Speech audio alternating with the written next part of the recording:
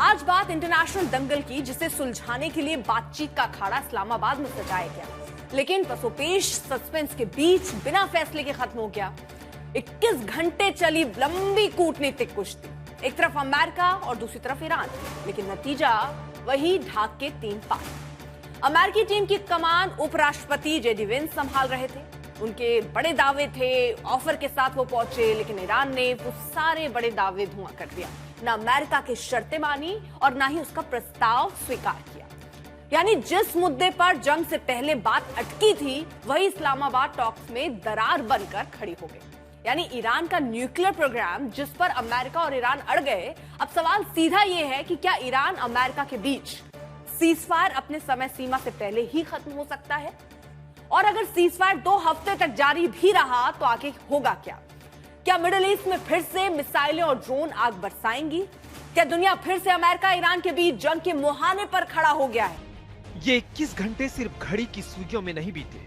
ये 21 घंटे दुनिया की धड़कनों पर गुजरे। हर पल उम्मीद थी कि शायद कोई रास्ता निकलेगा, लेकिन जब आखिरी दरवाजा खुला तो बाहर आई निराशा। इस्लामाबाद में अमेरिका ईरान की वार्ता में दोनों देशों के अपने अपने तर्क थे। एक दूसरे पर दबाव था, पर जो नहीं था वो था नहीं झुकने का इरादा। और जब इरादे पत्थर बन जाएं, वहां समझौता अक्सर टूट जाते हैं। Bad news is that we have not reached an agreement. America के राष्ट्रपति जेडी वेंस लौट गए बिना किसी समझौते के, और ईरान वहीं खड़ा रहा अपने फैसले पर अडिग। हालांकि वेंस ने कहा कि आगे समझौते की संभावना पूरी तरह खत्म नहीं हुई है। उन्होंने कहा कि हम उन्हें फाइनल ऑफर देकर जा रहे हैं। अब देखना है कि ईरान इसे मानता है या नहीं। असल में सारा मामला वहीं आकर अटक जाता है जहां फरवरी में अटका था। अमेरिका चाहता है कि ईरान अपना परमाणु प्रोग्राम हमेशा के लिए बंद कर दे। साथ ही युद्ध के दौरान ईरान के कंट्रोल वाले स्ट्रेट ऑफ हॉर्मुज को खोल दिया जाए। अमेरिका की ये शर्तें ईरान को कबूल नहीं। यही वजह है कि बातचीत की डोर इस्लामाबाद टॉक्स में टूट गई। जबकि ईरान चाहता था कि अमेरिका उसकी संपत्ति जो फ्रीज कर रखा है उसे छोड़ दे, लेकिन अमेरिका इस पर तैयार नहीं हुआ।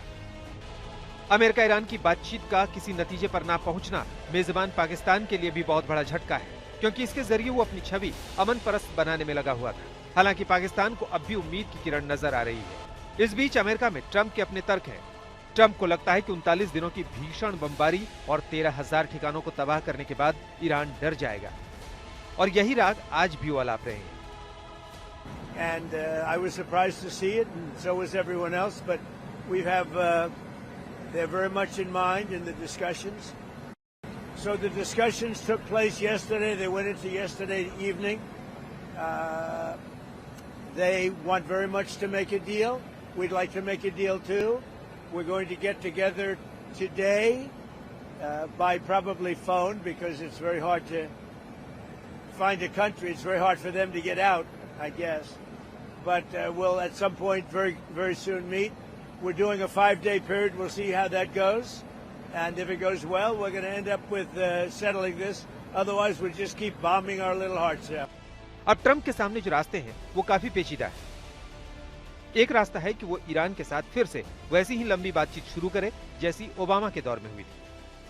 आपको जानकर हैरानी होगी कि उस समय एक डील होने में पूरे 2 साल लग गए थे। ट्रंप को ऐसी लंबी बातें पसंद नहीं। सवाल सिर्फ अमेरिका और ईरान का नहीं है, सवाल पूरी दुनिया का है। दूसरा बड़ा खतरा तेल और महंगाई का है। दुनिया के कुल तेल का 20 से 30% हिस्सा जहां से गुजरता है, उस स्ट्रेट ऑफ हॉर्मुज पर फिलहाल ईरान की धमक है। सबसे बड़ी टेंशन की तारीख है 21 अप्रैल। इसी दिन 2 हफ्ते का युद्ध विराम खत्म हो रहा है। अगर फिर से मिसाइलें चली तो आग सिर्फ सरहदों तक नहीं रुकेंगी, उसकी तपिश हर बाजार, हर घर तक पहुंचेगी। बेशक इस बार कामयाबी नहीं मिली, लेकिन अमेरिका ईरान अगर एक-एक कदम पीछे हट जाए तो दुनिया खौफनाक खतरे और संकट से बच जाएगी। आज तक ब्यूरो। जल्दी से आज के दंगल के क्या सवाल रहने वाले हैं वो आपको बता दें। क्या इस्लामाबाद की नाकाम बातचीत के बाद अब जंग ही आखिरी रास्ता है? ये हमारा पहला बड़ा सवाल। क्या ईरान का न्यूक्लियर प्रोग्राम ही अमेरिका ईरान के बीच एक बड़ी दीवार है? क्या हॉर्मोज की वजह से सिर्फ तेल गैस संकट और महंगाई की आग भड़केगी? ये हमारा तीसरा बड़ा सवाल है। और मेहमानों से आपका तारुफ कराते हैं। हमारे साथ हैं retired lieutenant general Sanjay Kulkarni साहब, इस वक्त हमारे साथ हैं। सुशांत सरीन सामरिक विशेषज्ञ हैं, वो हमारे साथ हैं। सैयद जमीर अब्बास जाफरी प्रोफेसर हैं, ईरान से इस वक्त हमारे साथ जुड़ रहे हैं। और आरजू काजमी है हमारे साथ, पत्रकार इस्लामाबाद से हमारे साथ जुड़ रहे हैं, और shine Krishna Indian American influencer है, कैलिफोर्निया से हमारे साथ हैं।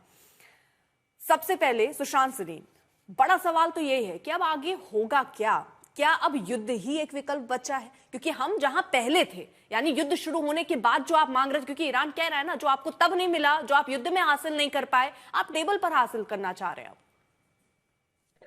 नहीं, देखिए, मुझे नहीं लगता कि सिर्फ युद्ध ही विकल्प है। अभी एक पड़ाव आया है। अभी देखते हैं, अगले चंद दिनों के अंदर अंदर बात मेरे ख्याल क्लियर हो जाएगी कि अगला कदम जो होगा वो युद्ध होगा, या जो कूटनीतिक तौर पर कोई समझौते की अभी भी उम्मीद है कि नहीं। अब मुझे लगता नहीं है कि उम्मीद कोई बहुत ज्यादा बांधनी चाहिए, क्योंकि अर्पिता देखिए, बड़ी सिंपल सी बात है। दो तीन फंडामेंटल अब सवाल खड़े हो चुके हैं। एक तो जो ईरान का परमाणु प्रोग्राम है उसको लेकर के है। अब अमेरिका ये चाहता है कि जो 2016 में उन्होंने समझौता तय किया था उससे भी आगे बढ़ करके कोई नया समझौता हो, और वो ये मानता है कि हमने इतना तहस नहस कर दिया ईरान को कि वो घुटनों के बल आ चुका है। अमेरिका अपनी विजय मान रहा है, ईरान अपनी हार स्वीकार नहीं कर रहा, और उसके कई सारे कारण हैं। और ईरान अब ये कह रहा है, जो आपने अभी शुरू में कहा कि भाई आप युद्ध तो लड़ के आपने देख लिया, युद्ध से तो आप ले नहीं सके, तो अब आप कूटनीति से वो सब कुछ हमसे कैसे लेना चाहते हैं जो आप युद्ध से नहीं ले सके। और जो चीजें हम पहले मेज पर आपको देने को तैयार थे, आपके युद्ध करने के बाद वो हम आपको क्यों दें जबकि हम ले नहीं सकते। तो एक तो ये मसला है। दूसरी प्रॉब्लम जो शुरू हुई है वो हॉर्मुज को लेकर के हुई है। अब ईरान ने एक लिहाज से अपनी इजारादारी वहां पर जमा दी है, और वो उसको छोड़ना नहीं चाहता, क्योंकि अब उसको ये पता है कि ये तो एक ऐसा ऑप्शन मेरे हाथ में है कि मैं सारी दुनिया को इसके तहत इसको कब्जे में ले सकता हूं। लेकिन शायद कहीं ना कहीं ईरान भी अपना जो हैंड है ना ओवर प्ले कर रहा है, एक ऐसी बाजी खेल रहा है जिसके शायद सारे पत्ते उसके पास नहीं है। तो ओवर प्लेइंग योर हैंड वाला जो कॉन्सेप्ट है वो ईरान के साथ भी कहीं ना कहीं हो रहा है। और अमेरिका के साथ ये है कि अगर अब वो कोई चीज करना चाहता है तो क्या वो दोबारा से जंग शुरू करेगा, क्योंकि अगर दोबारा से युद्ध शुरू हुआ तो वो उस कगार पे नहीं रहेगा जहां पर पहले खत्म हुआ था, वो और ज्यादा भीषण होगा। और ईरान की भी जो प्रतिक्रिया होगी, जितनी भी उसकी क्षमता है, वो भी और ज्यादा भीषण होगी, और कहीं ना कहीं ये युद्ध फैल भी सकता है, इसमें और देश भी जुड़ सकते हैं। और जो सारा का सारा खित्ता है और जो उसकी इंपॉर्टेंस है तेल के बाजार को लेकर के, या बाकी सारे जो मिनरल्स हैं, गैसेस हैं, उसको लेकर के उस पर एक बहुत बड़ा सवालिया निशान खड़ा हो जाएगा। तो युद्ध कोई आसान विकल्प नहीं है। ये तो सुशांत सरीन, ये तो अमेरिका और इजराइल को पहले भी सोचना चाहिए, क्योंकि आप बातचीत की टेबल पर वही बात कर रहे हैं जिसके लिए आपने युद्ध छेड़ा, और एक बार फिर से आप कह रहे हैं कूटनीति से ही हल निकलेगा। तो जब कूटनीति से ही हल निकलना था तो ये इतने दिन की जो वॉर खिंची, इतना नुकसान हुआ, जान माल का, लोग मरे, वो क्यों? अर्पिता, युद्ध इसलिए भी होता है अक्सर, क्योंकि जो युद्ध लोग करते हैं, छेड़ते हैं, उनकी जो कैलकुलेशन होती है वो ये होती है कि हम युद्ध छेड़ेंगे और जो कुछ हम चाहते हैं उससे मिल जाएगा। यानी आंक नहीं पाया अमेरिका और इजराइल ईरान को नहीं आंक पाए, सीधा सा मतलब ये है सर? क्लियरली जो उन्होंने सोचा था कि हम बमबारी करेंगे, उनकी सारी लीडरशिप को तहस नहस कर देंगे, चंद दिनों के अंदर ईरान घुटनों पे आ जाएगा, वो नहीं हुआ। ठीक है, ठीक है। देखिए, आ गया होता तो फिर अमेरिका ऐसे गुहार लगा करके बातचीत की वो क्यों कर रहा? एग्जैक्टली। लेफ्टिनेंट जनरल कुलकर्णी साहब, सर देखिए, ईरान से जंग जब लड़ी गई तो ट्रंप के 3 लक्ष्य थे: परमाणु कार्यक्रम खत्म करना, बैलिस्टिक मिसाइल क्षमता को सीमित करना, ईरान में सत्ता परिवर्तन। क्या कुछ भी हासिल हुआ? अर्पिता जी, सबसे पहले तो जब भी कोई समझौता करना हो, बहुत जरूरी है विश्वास। अगर विश्वास नहीं है एक दूसरे के ऊपर तो आप किसी भी समझौते के ऊपर नहीं आ सकते। ये कूटनीति है, ये बिजनेस डील नहीं है। हर वक्त डील और डील के ऊपर, ये कोई बिजनेस नहीं है। ये इसमें मैं कहूँगा ईरान एक पुरानी सभ्यता है, और उस सभ्यता को हम लोगों को जरूर विश्वास में लेना पड़ेगा। अगर हम विश्वास में नहीं लेंगे और इसी तरीके से एक दूसरे के ऊपर शक की निगाह से देखेंगे तो कभी भी कोई समझौता नहीं होगा। जहां तक कि उनकी शर्तें थी, मुझे लगता है कहीं ना कहीं ईरान इस वक्त, क्योंकि अगर हम देखें वापस, अगर हम कहें कि अगर ईरान चाहता, शुरुआत में कहता 27 फरवरी 2026 की जो स्थिति थी, उस स्थिति में आने के लिए हमें कोई ऐतराज नहीं, हम आते हैं, लेकिन आप हमें बताइए, आपने जो नुकसान किया है उसकी भरपाई कौन करेगा? आपने जितना इतना लाखों करोड़ों अरबों डॉलरों का जो नुकसान ईरान ने किया है, उसकी भरपाई कौन करेगा? फिर अमेरिका के बात बनती कि अमेरिका क्या कहता है, क्योंकि शुरुआत में अगर हम देखें 27 फरवरी तक जो ओमान कह रहा था कि न्यूक्लियर के ऊपर तकरीबन बात बन चुकी थी, और इतना होने के बावजूद भी अमेरिका ने और इजराइल ने ईरान के ऊपर हमला किया। लेकिन आज पता चलता है कि शायद 27 फरवरी को वो बात बनी नहीं थी, क्योंकि न्यूक्लियर को लेकर के जिस प्रकार से आज भी अनबन है, वो अनबन आज भी है।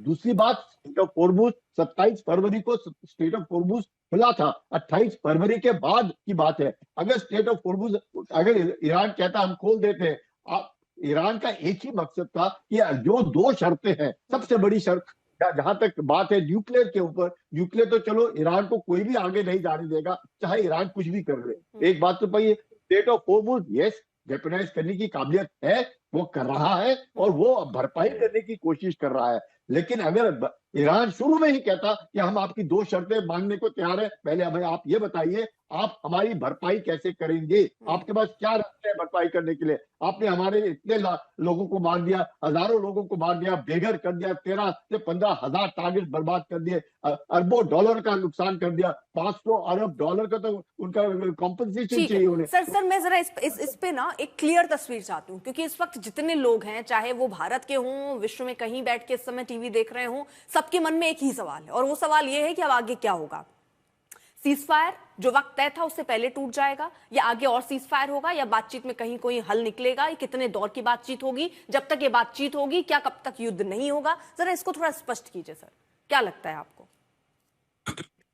देखिएगा, तो मेरा ये मानना है कि आगे लड़ाई नहीं होगी। क्यों नहीं होगी? कारण है, अब यूएसए को मालूम है कि उसकी हद और कितनी हिम्मत है और वो कहां तक जा सकता है।